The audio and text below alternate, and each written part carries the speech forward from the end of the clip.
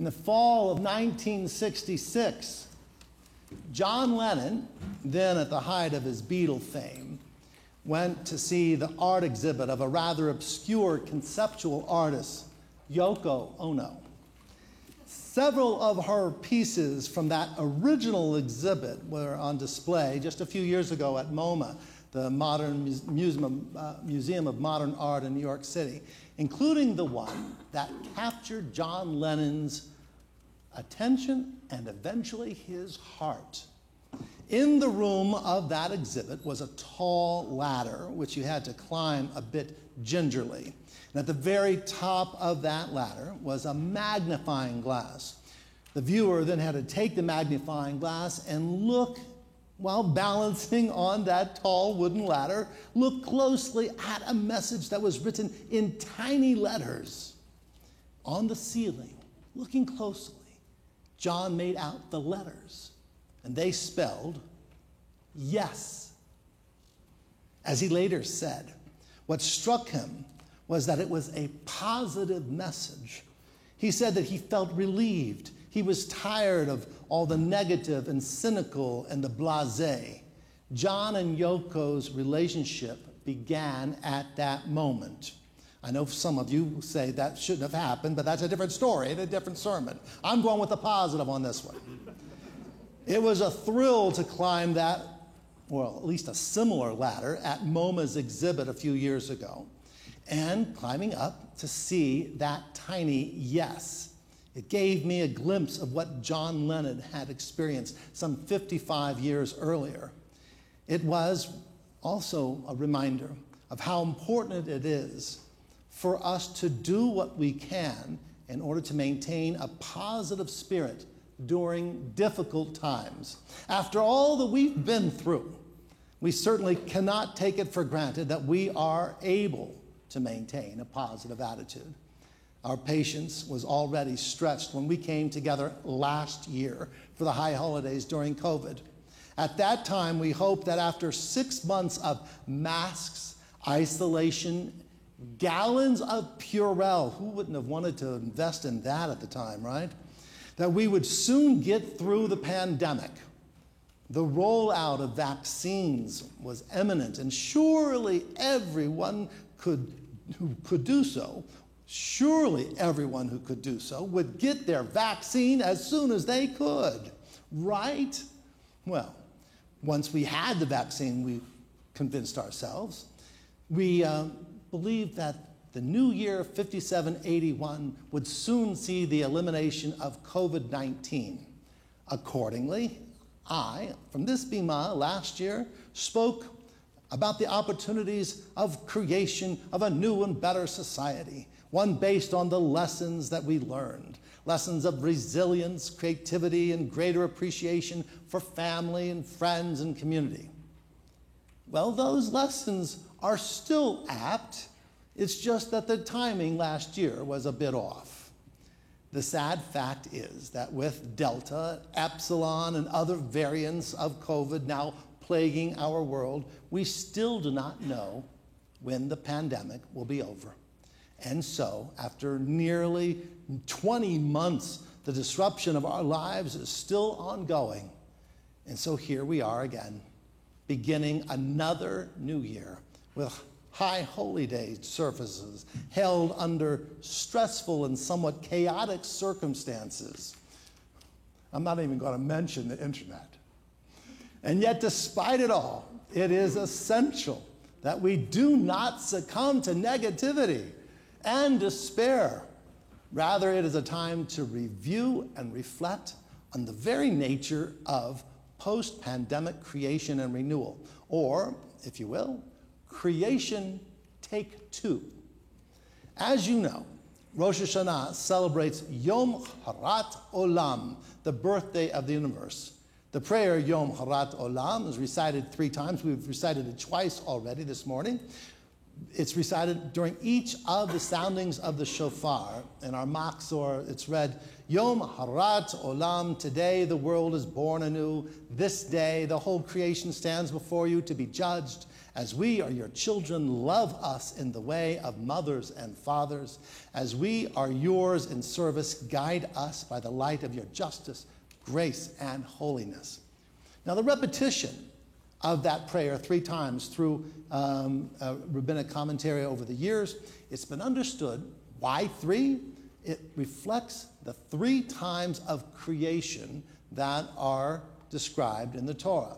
The first is the original story of the creation that we read at the beginning of the book of Genesis. Today, Rosh Hashanah, the birthday of the world, we think of creation. So that then reminds us of how did that creation come about. Now, the second of the readings reflects about the second creation. What was that? The second creation was after the Mabul, the terrible flood that Noah and his family alone survived. And the third creation is the beginning of our family story at Mount Sinai, the giving of the Torah, after all that we had experienced as an oppressed people, as slaves in Egypt. It's important to note that each of the 3 creations came after upheaval, destruction, and chaos. Let's look closer. At the beginning of the Torah, we read, Bereshit bara Elohim. When God began to create heaven and earth, the earth was tohu vavohu, unformed and void, with darkness over the surface of the deep. Out of chaos and darkness came the magnificent tale of the creation of all life. The second story of creation comes after the Mabul, the terrible flood that wiped out humanity and much of life on earth. It is another of the Torah's extraordinary metaphors, one that hits rather close to home because it is a story of how humanity's corruption, arrogance, abuse, and violence caused the entire planet to revolt. However, the lesson of the flood story is not one simply of punishment for human wickedness. Rather, it also comes to teach us how we created life anew after the destruction. It teaches that all humanity is related. B'nai Noach, descendants of Noah. We are one family of humanity. The third story of creation in the Torah comes at the foot of Mount Sinai. After being enslaved in Egypt, oppressed, and the threat of genocide, we found ourselves in a wilderness. We can imagine how frightening and forbidding it seemed to our ancestors. A chaotic caravan of refugees without recognizable resources of food and water. Civilization nowhere in sight. And our destination was a promised land that seemed more myth than reality. How could one believe that there was a home that flowed with milk and honey when merely finding water and manna was a miracle? Moses wrote of our dire situation in his concluding song that we read in Ha'azinu. He said, he reminded the future generations that God never abandoned us. Told them, God never abandoned us. This is what he said. God found Israel in a desert region, in an empty, howling waste. God encircled him, engirded him, watched over him, guarded him as the pupil of God's eye. It was there, in that empty, howling waste, that we received and conceived the fundamental revelations and teachings of what became the Torah. After all they had endured, the children of Israel were transformed into a nation with a covenant of meaning and sacred purpose. In a place of vast nothingness, a forbidding place seemingly void of potential, Israel was recreated as a people with a mission. We were elevated with a sense of identity, values, ethics, morality, and laws by which a new civilization could be created. How utterly unfathomable it would have been to critics, cynics, and naysayers that the strivings of those Israelites, refugees, former slaves, that they would be the ones to create a vision and hope that would transform all of humanity. Indeed, there were those who mocked our ancestors. The Egyptian historian Manetho, who lived in the 3rd century before the Common Era, and the 1st century Roman historian Tacitus, among many others. They jeered and they denigrated Jews and Judaism. It seemed laughable to them that how absurd it was that these Jews, these people, there's nothing, that they had a teaching that would help transform the world. Huh. And yet, the inspired teachings of our ancestors are now taught, cherished, and considered sacred by people of different faiths and cultures, including those in Rome, Greece, and Egypt. Out of tohu, vohu, chaos, and emptiness, there is creation. Throughout our 3,500-year Jewish history, there are many examples of our ancestors creating a new and better life after loss and destruction. After the destruction of Judea and Jerusalem in the year 586 before the Common Era, our ancestors, exiled in Babylonia and Persia, edited and codified the Torah. They wrote psalms, history, and kept alive the faith and culture of our family. After the Greek armies unleashed oppression and destruction, we rallied to rededicate Jerusalem and the temple with a Chanukah Bayit, a rededication of the temple that has served ever since as a courageous act, an exemplar to minorities who all struggle to survive against great odds. And after the Romans destroyed that temple and Judea and Jerusalem in the year 70, our ancestors created modern Judaism, one that emphasized faith and community through study of sacred texts and prayer instead of sacrifices. After the onslaught of one army after the other, Byzantine armies followed by Islamic invaders and then crusaders, our people not only survived, but we found the strength and the will to build and create a new life, even if it meant going to distant lands in order to find safe harbor. In every generation, we understood that with will and determination, creation can be an ongoing process. Ferdinand, Isabella, and the Inquisitors of Spain destroyed a golden era of Jewish culture.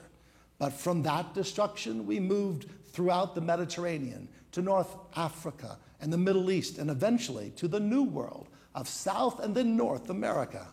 So too, when Tsarist Russia made life intolerable, when the vicious anti-Semites of Central and Eastern Europe oppressed our people, denying us the most basic of rights, withholding from us common decency and humanity, our ancestors, your Bobbies and Zadies, they fled.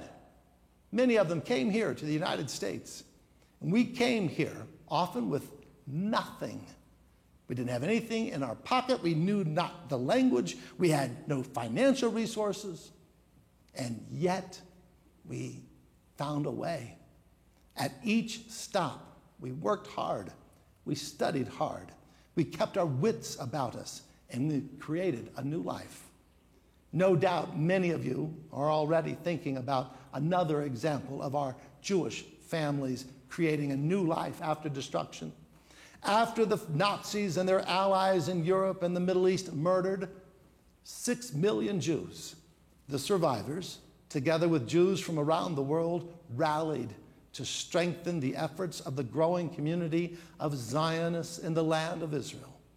After the Holocaust, after centuries of European anti-Semitism, after the centuries of Jews being abused and vulnerable in Muslim countries in the Middle East and North Africa, Jews created a new Israel in the land of our ancestors.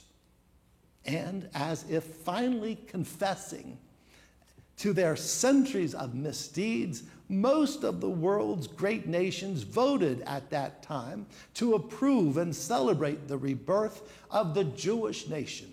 The United Nations General Assembly Resolution 181 was approved on November 29, 1947. 33 countries voted in favor, 13 countries against, 10 countries abstaining.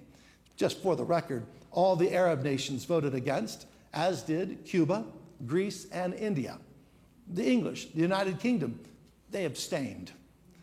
This new Israel, too, was attacked and terrorized by those Arab nations, but they failed.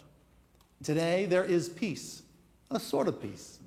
At least they're not at war, with Egypt, Jordan, Bahrain, the United Arab Emirates, and greatly improved relations with Saudi Arabia and Morocco, Sudan, and many other Middle Eastern countries. The point is, after chaos and destruction, never give up hope for the creation of a new world. Of course, it is not easy. First, there is the pain and despair we feel after a loss. Second, the daunting task of going forward, of trying to rebuild, can seem overwhelming. The late Rabbi Jonathan Sacks brilliantly connected the metaphor of God's creation to our own challenges. He wrote, "And God said, 'Let there be,' and there was." A second stage of creation is for us the most difficult. It is one thing to conceive an idea, another to execute it.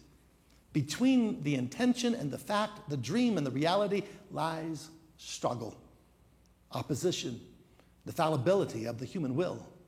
"It is all too easy," he wrote, "having tried and failed, to conclude that nothing ultimately can be achieved, that the world is as it is, and that all human endeavor is destined to end in failure." And yet he taught, and I affirm, and we must all believe, that that is not the case. Now, the Greek philosophers believed that fate is inevitable and that we must resign ourselves to it. In contrast, Judaism holds that through creation, that though creation is difficult, challenging, and fraught with setbacks, it is at the heart and essence of our existence. As the great sage of the Talmud, Rabbi Tarfon, taught, "It is not for you to complete the work, but neither are you free to desist from it." Tyrants and oppression, loss and exile, the worst of calamities. We've witnessed them all. We have experienced them all. We have survived them all. Actually, we've done much better than simply survive.